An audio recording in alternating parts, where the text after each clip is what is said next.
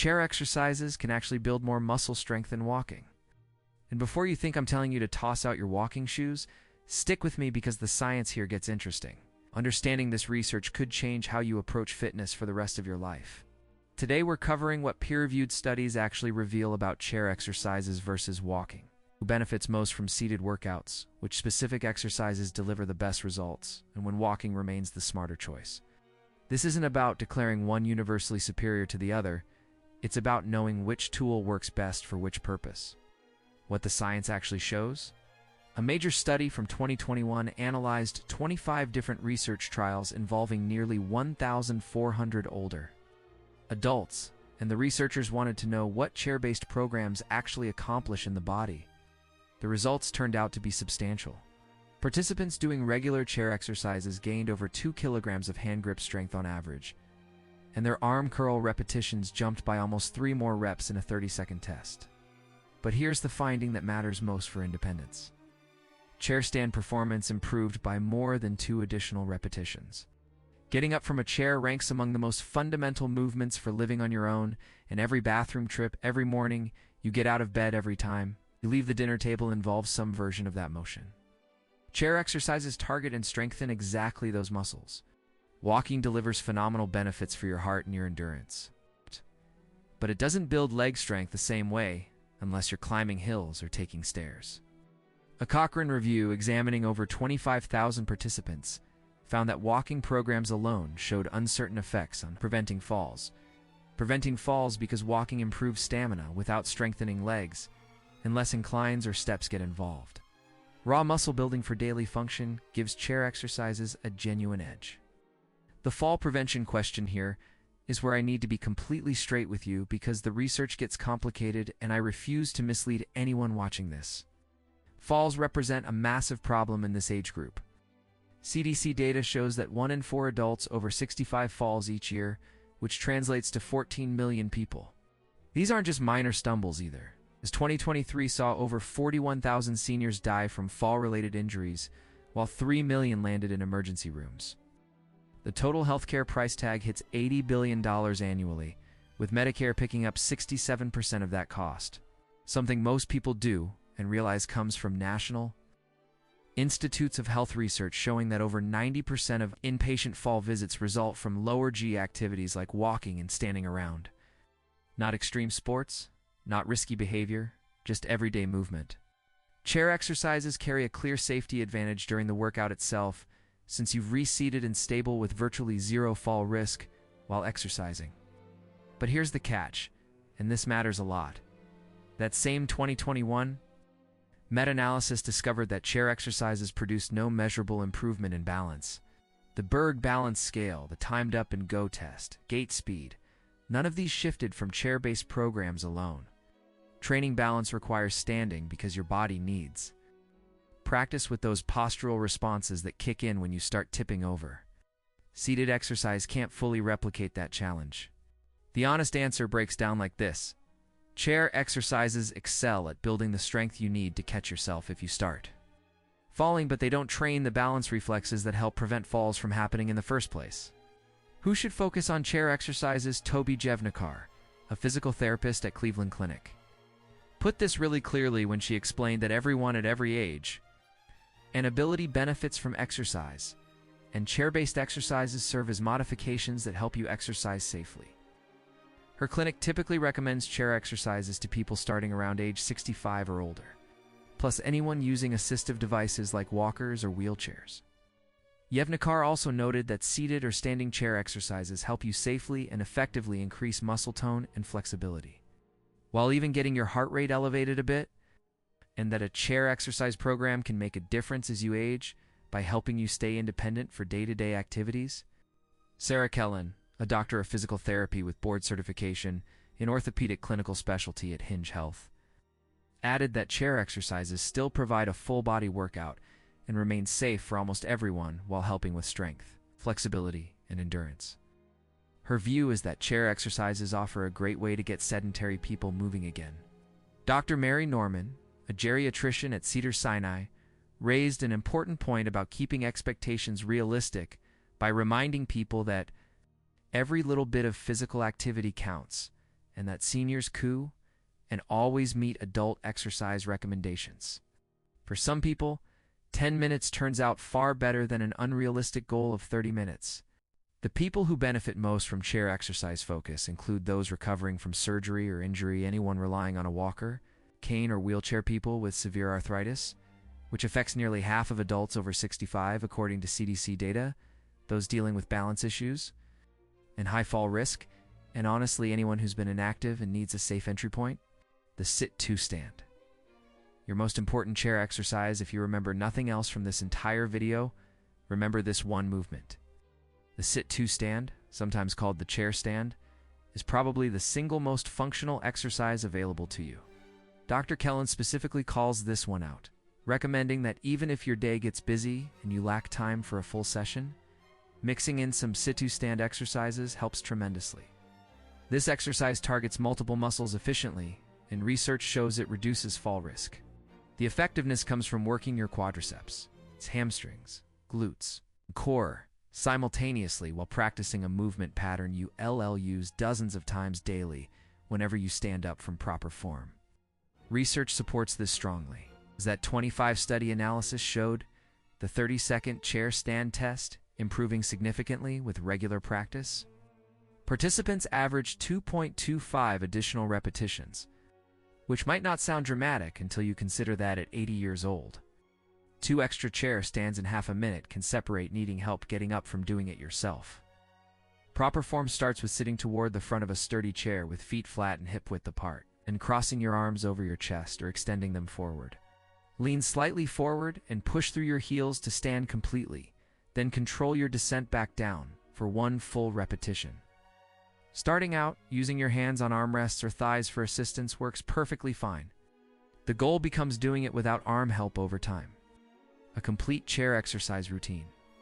Beyond the sit-a-stand, comprehensive chair programs deliver benefits across multiple areas according to research.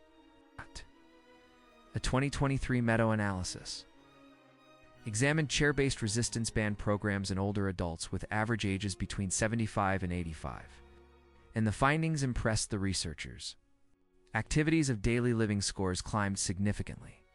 Hand grip strength increased by over 2 kilograms, and upper body endurance improved by more than 2 additional repetitions. Lower body endurance gained over 1 additional rep, while flexibility increased by over 3 centimeters in the upper body and more than 5 centimeters in the lower body. Lung capacity rose by over 40 liters per minute on average. Something that rarely gets discussed also emerged from the data. These programs improved sleep quality and brought down depression scores. Programs achieving these results followed a specific structure, with sessions lasting 40 to 46 minutes. Done 3 times weekly, running anywhere from 12 to 60 weeks. Your routine should include several types of movements, starting with upper body work, like seated arm raises for shoulders, seated bicep curls with light weights or bands, overhead presses, chest presses where you push arms forward against resistance. Core exercises should cover seated marches where knees lift one at a time, seated twists for obliques, and seated leg extensions where you straighten your knee and hold the position. Lower body work centers on those sit-to-stands, seated leg lifts where you keep your legs straight while lifting, ankle pumps, and circles for circulation and mobility, and heel raises where heels come off the floor with toes staying down. Flexibility components include neck stretches, shoulder rolls, seated side bends, and ankle mobility movements. Guidelines from major health organizations suggest starting with 10 to 15 minutes if you're new to exercise, and building duration before adding intensity. Target at least 2 days. Weekly of strength training with 8 to 10 different exercises and 8 to 12 repetitions each. Evidence-based programs, worth knowing. Structured programs with scientific validation offer several excellent options if you prefer guidance. Silver Sneakers has probably the widest recognition, designed for adults 65 and older, with many Medicare plans covering it at no cost. Classes range from 15 to 60 minutes and include chair flow, seated upper body work, and chair yoga with general recommendations. Calling for 15 to 20 repetitions per exercise across 2 to 3 sets with 30 to 60 seconds rest between moves. Sit and Be Fit has operated since 1985 and features hosting by Marianne Wilson, a registered nurse, The program targets ages 65 to 95 and beyond, with specialized versions for people managing Parkinson's, MS, stroke recovery, arthritis, and COPD. And it broadcasts on over 300 PBS stations while also streaming online. Enhanced Fitness came from the University of Washington in Kaiser Permanente, with each session running about an hour divided into 20 minutes of aerobic work, 20 minutes of strength training, and 10 minutes of stretching done 3 times weekly. The CDC designated this an arthritis-appropriate evidence-based intervention, and research demonstrated it cuts healthcare costs by roughly $1,000 annually per participant. The Otago exercise program from New Zealand stands out for fall prevention, with 17 strength and balance exercises, plus a walking component. Studies documented a 35 to 40% reduction in falls across 4 controlled trials, and 70% of participants still followed the program after 1 full year. The CDC recommends Otago as part of their Steady Fall Prevention Initiative. Chair yoga. A special mention, chair yoga deserves specific attention because solid research backs it up. A 2017 study in the Journal of the American Geriatric Society examined 131 participants, averaging about 75 years old, all dealing with lower extremity osteoarthritis. The program, called Sit Unfit Chair Yoga, ran 2 45-minute sessions weekly for 8 weeks, and results showed significant reductions in pain and pain interference with daily activities alongside improved walking speed and reduced fatigue. One number speaks to how well received these programs are. Retention topped 95%. When 95 out of 100 people stick with an exercise program, you know it works, and people actually enjoy doing it. When walking is still the better choice I promised honesty about, when walking beats chair exercises. And here's where that comes in. Study in medicine and science and sports and exercise found that just 5 minutes of walking every 30 minutes of sitting brought down both blood sugar and blood pressure substantially. Walking breaks cut systolic blood pressure by 4 to 5 points, which researchers equated to a 13 to 15% reduction in cardiovascular disease risk. Walking counters the metabolic damage from sitting in ways that chair exercises may not fully match. The LIFE trial stands as one of the most important studies on aging and mobility. Following over 1,600 adults aged 70 to 89 who were relatively frail, participants doing daily walking combined with strength and balance exercises became 28% less likely to develop disability.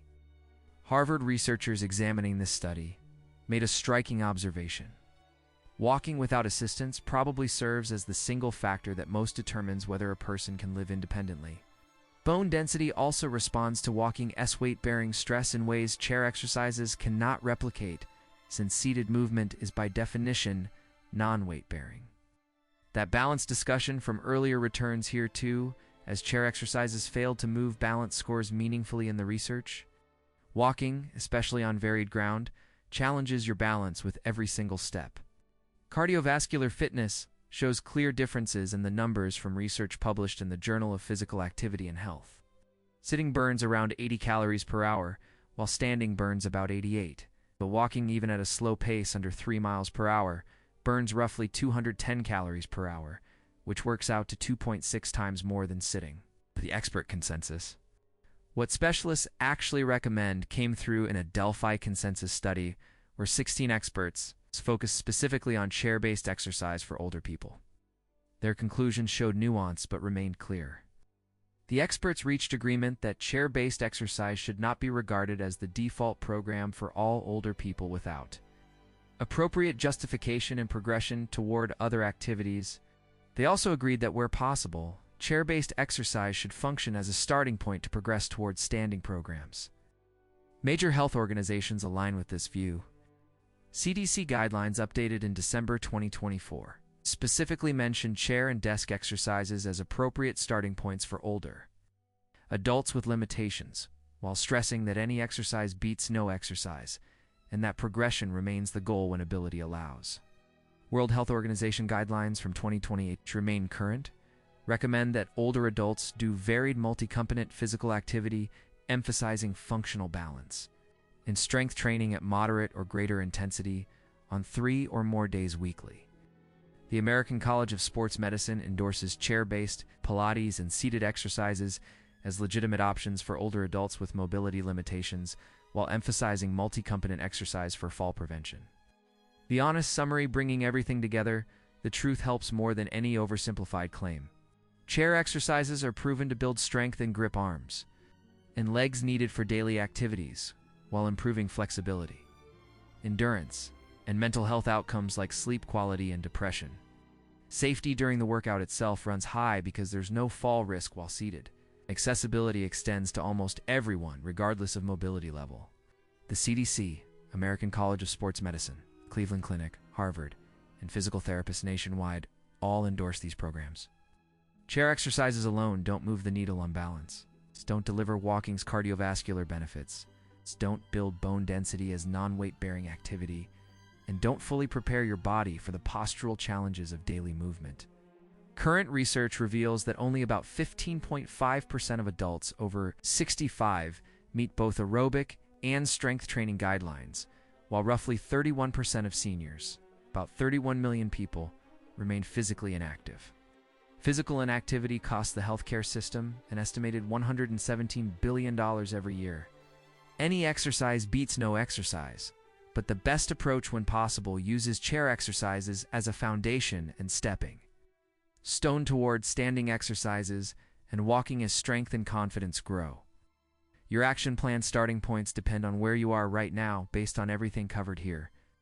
If you're sedentary or dealing with major mobility limitations, begin with chair exercises 3 times weekly and make the sit a stand. Your foundation while working up to 40-minute sessions over time. If you're already doing some activity but want strength training added, bring in chair exercises twice weekly alongside what you're currently doing.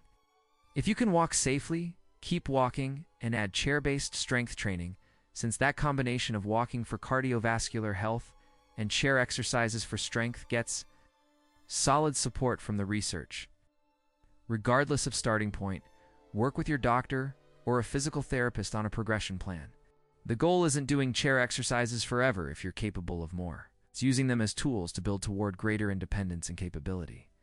Final thoughts: the title of this video makes a bold statement, and I want clarity about what we can honestly claim. For building muscle strength in arms and legs, chair exercises outperform walking according to the research.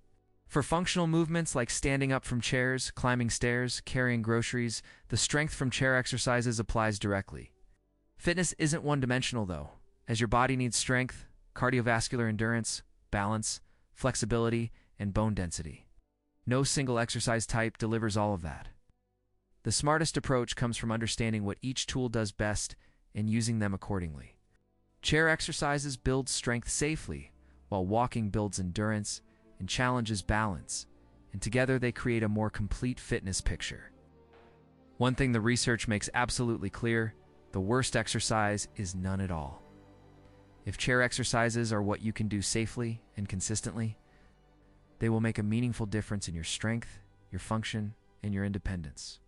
That independence, the ability to get up from a chair on your own, walk to the bathroom without help, lift a grandchild, that's what this is really about. Thanks for watching.